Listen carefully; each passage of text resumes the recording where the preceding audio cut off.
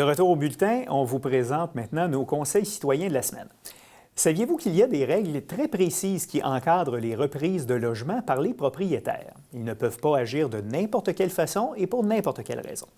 Alors, pour vous en parler et connaître les droits des locataires, on accueille à nouveau Gaétan Roberge du comité Logement Ville-Marie. Bonjour Gaétan. Bonjour, merci de l'invitation. C'est toujours un plaisir.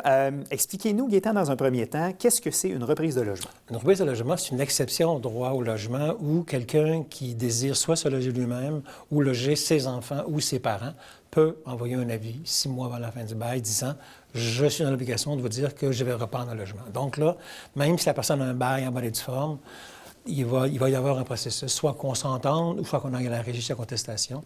Mais les locataires peuvent demander un dédommagement, mais bien sûr, il faut valider oui ou non la validité de la reprise dans la mesure où il y en a qui sont de fausses reprises. Et justement, quelles sont les raisons qui justifient par un propriétaire une reprise de logement?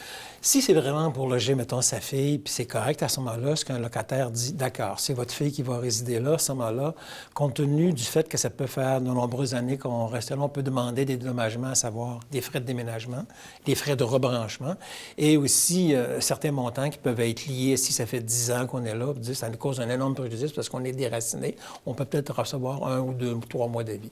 Le Code civil est clair sans être clair. Il est clair qu'il dit que le locataire a droit à avoir un dédommagement, mais il ne le précise pas. Donc, c'est toujours un peu du cas par cas.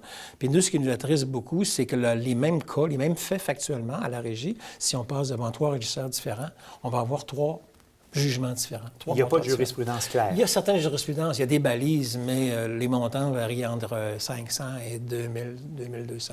Et dans certains cas, ça devrait être plus que ça. Et ce qui est très important dans ce que vous disiez, c'est que c'est 6 mois minimum de préavis. Exactement, très important. S'il y a une demande de reprise de logement en février et que le bail se termine à la fin du mois de juin, il n'y a pas d'obligation pour le locataire de l'accepter. Non, ce que le locataire répond, c'est qu'il dit qu'il est en droit de demeurer parce que, juridiquement parlant, la demande est non fondée. Il est évident que le propriétaire va peut-être se réessayer l'année d'après, mais dans les délais requis. Donc, le propriétaire perdrait par vice de forme. Il n'a pas respecté les délais que lui impose la loi. Simplement ça. OK. Ouais. Et, vous parliez, il y a des recours qui peuvent être faits à la régie. Ouais. Si on est dans une situation où il y a une reprise de logement et on a un doute raisonnable à savoir quelle est la raison de la reprise de ce logement-là, si ce n'est pas justement pour augmenter de façon importante les loyers. Vous avez très bien saisi. À ce moment-là, nous, ce qu'on dit au locataire quand il vient de voir, c'est de contester, c'est-à-dire c'est de ne pas accepter l'offre qui peut être présentée, de dire qu'on va aller à la régie. Mais exceptionnellement, en droit du logement, quand on ne dit pas quelque chose, ça veut dire qu'on y consent, mais en droit du logement, si je reçois un avis de reprise et que je ne dis rien, ça signifie que je conteste. Donc, le propriétaire a l'obligation de la régie. Contrairement à l'augmentation de la loyer. Contrairement à l'augmentation de la loyer, en plein sexe. Pour ça, les gens, c'est important de le savoir. Et là, la régie, le propriétaire, lui, va faire valoir son point de vue, mais le locataire, souvent, peut dire, moi, là, la reprise, là, j'y crois pas, parce que comme j'ai demandé des travaux, comme je contrôle mes hausses de loyer, il veut juste m'évincer parce que probablement je ne paie pas assez cher de loyer selon ce qu'il lui entend. Donc, il va mettre quelqu'un à ma place pour un temps. Et la loi ne dit pas combien de temps la personne devra rester là. Le propriétaire, des fois, va mettre son enfant, sa fille dedans, puis au bout de 4-5 mois, la fille s'en va, puis il reloue le logement à 200, 300 $ de plus. Puis il n'y a pas de recours. Le seul recours qui existe, qui est un recours de reprise de mauvaise foi, c'est que si je dis que j'aimais ma fille et que tout d'un coup, le locataire apprend en juillet que c'est un individu qui l'a loué, qui n'est pas sa fille, qui a été mis en location, là, on a un autre recours. Même si on a eu une compensation, on a un recours en mauvaise foi en disant il s'est servi de la loi à la mauvaise fin. Donc, là, et à ce moment-là, est-ce que le locataire qui fait cette plainte-là ou l'ancien locataire qui fait cette plainte-là pourrait recevoir un dédommagement supplémentaire? Oui, exactement. Et assez souvent, c'est des montants plus substantiels. Moi, j'ai déjà vu des cas dans mon organisme, un monsieur avait eu 6 000 $ parce qu'il avait démontré que pendant une année, minimalement, son loyer, le nouveau loyer lui coûtait 250 $ de plus les frais de déménagement.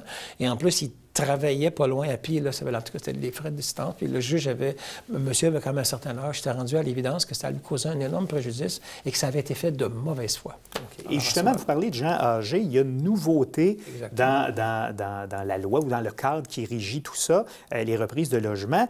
Dorénavant, les règles sont différentes pour les gens de 70 ans et plus. Exactement. C'est un projet de loi que le Québec solidaire avait amené avec des comités de logement, l'effet que les personnes de 70 ans et plus et qui demeurent dans le logement depuis plus de 10 ans ne pourront pas être évincées. même si le propriétaire dit c'est pour ma fille, on va considérer que c'est un énorme préjudice pour ces gens-là. Donc, on va leur permettre de demeurer dans le logement tant et aussi longtemps qu'elles le voudront parce qu'on considère que c'est quelque chose, c'est un véritable...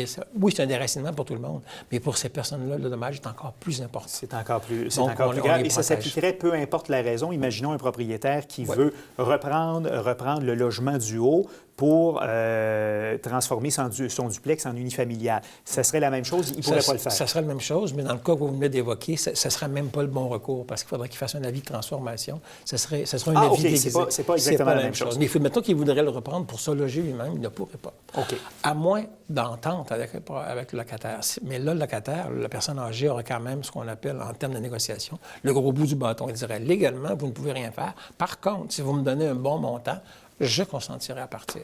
Okay. Et moi, ça le protège. Oui, et inversement, donc, pour les gens de 70 ans et plus, il y a aussi une nouvelle disposition qui facilite pour un propriétaire une reprise de logement pour quelqu'un de plus de 70 ans. Exactement, c'est à l'inverse. Si le propriétaire veut reprendre son logement, qu'il a 70 ans et plus, il va l'obtenir aussi. Donc, pour héberger, par exemple, son vieux-père ou quelque chose comme ça.